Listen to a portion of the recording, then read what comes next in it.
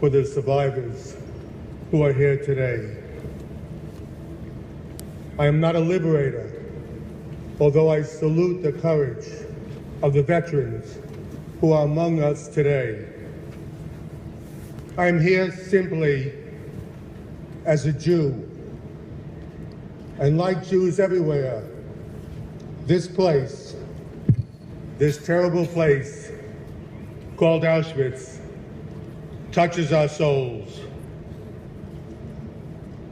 I've always wondered if I had been born in Hungary, where my grandparents were from, instead of in New York in February 1944, would I have lived?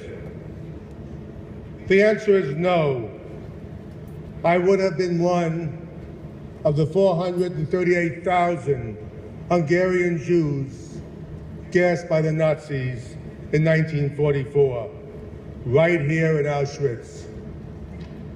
What was the reason that over 1 million Jews were murdered right here?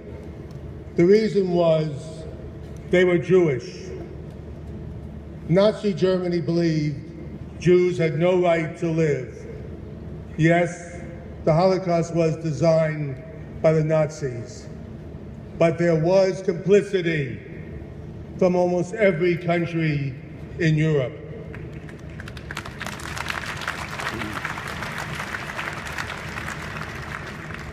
For 70 years, philosophers, theologians, and historians have tried to explain Auschwitz.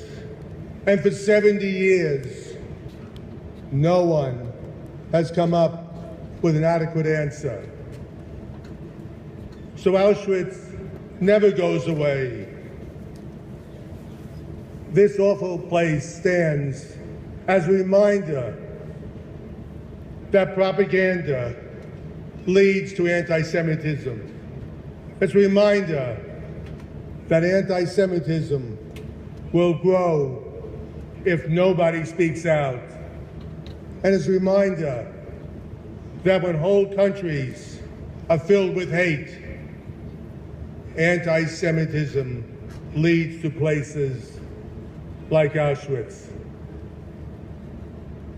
I was going to make a very different speech here today, but after the recent events in Paris and throughout Europe and around the world, I cannot ignore what is happening today.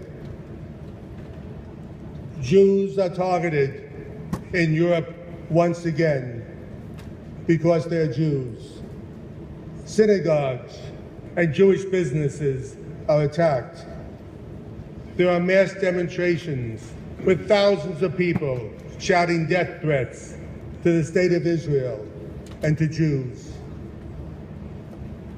Shortly after the end of World War II, after we saw the reality of Auschwitz and other death camps, no normal person wanted to be associated with the anti-Semitism of the Nazis. And for a time, we thought that the hatred of Jews had finally been eradicated.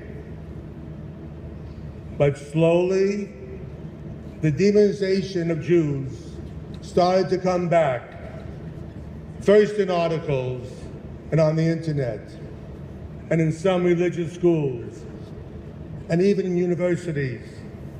And from these, it made its way into mainstream society. And it all seemed so unimportant that few people paid any attention until now, when Europe suddenly awoke to find itself surrounded by anti-Semitism once again. And it looks more like 1933 than 2015. Once again, young Jewish boys are afraid to wear yarmulkes on the streets of Paris and Budapest London, and even Berlin. Once again, Jewish businesses are targeted. And once again, Jewish families are starting to flee Europe. This past summer, Anna Sjögren, a mother of 4, was walking down the street in Uppsala, Sweden, when she was suddenly viciously beaten by a mob. What did she do to deserve this? She was wearing a Star of David around her neck. How did this happen again? Why? After 7 decades and 3 generations, is this new storm of anti-Semitism sweeping through Europe and targeting Jews once again? For decades, the world has been fed lies about Israel. That Israel is the curse of everyone's problems. That Israelis are villains of the 21st century. And that Israel has no right to exist.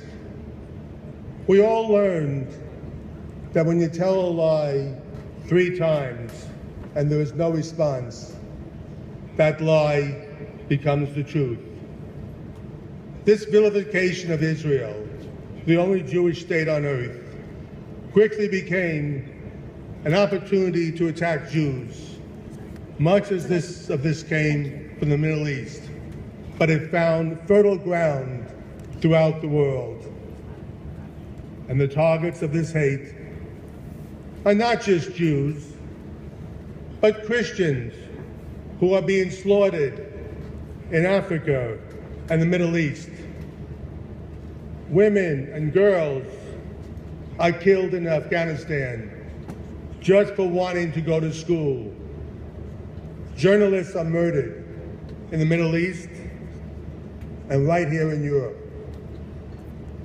An awful wave of hatred has ascended on earth once again.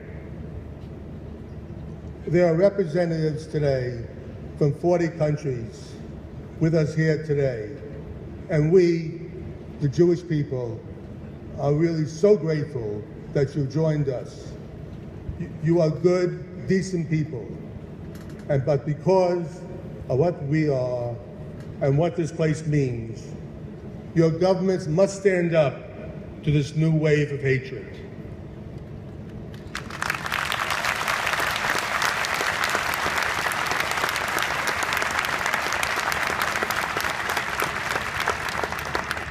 Schools must teach tolerance of all people. Houses of worship should be places of love, understanding, and healing. They should not be telling their people to kill in the name of God. All countries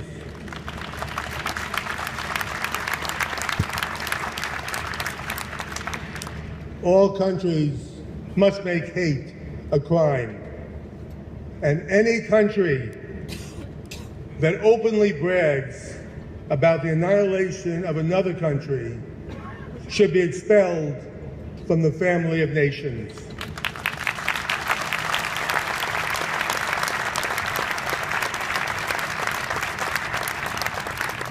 Every country must have absolutely zero tolerance for hate of any type, because unless it's checked right now, it will be too late. We still have a chance to stop this, but if every government does not act quickly, then the tragedy of this terrible place will darken the world again.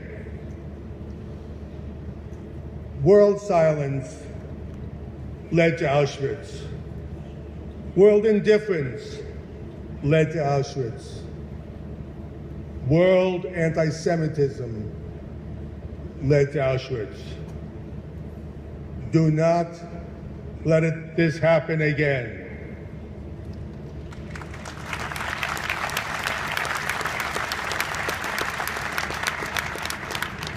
Do not let this happen again. Thank you.